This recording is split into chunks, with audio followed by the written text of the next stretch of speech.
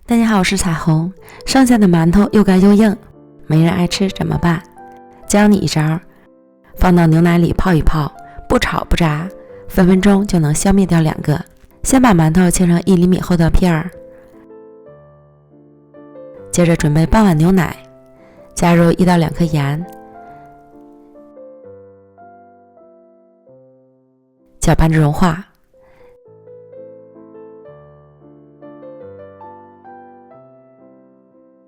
将馒头片放到牛奶里，正反面都沾上牛奶，沾好之后马上取出，时间不要停留太久。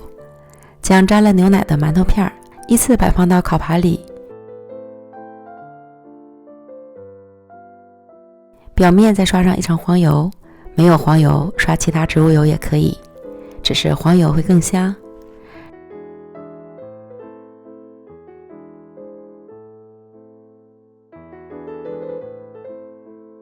然后再撒一些孜然粉、芝麻粉、辣椒粉，这个粉可以随意撒，自己喜欢吃什么味儿的就放什么味儿的。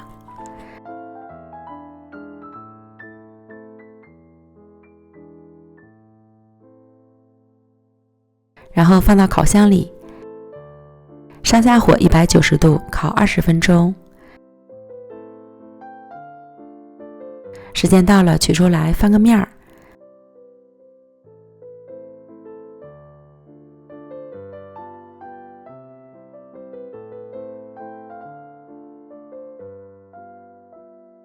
表面再刷上黄油，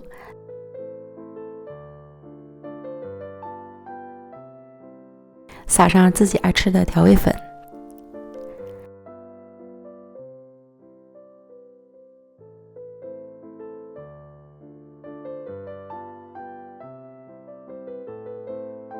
烤箱转200度，再烤10分钟。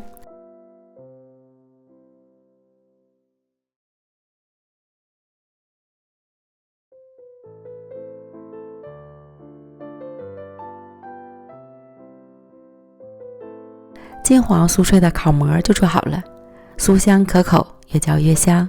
我感觉比烤面包片还要好吃，既可以当零食，还能当早点来吃。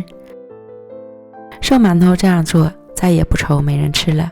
如果家里有剩馒头，就赶快做起来吧。美食天天更新，咱们明天见，拜拜。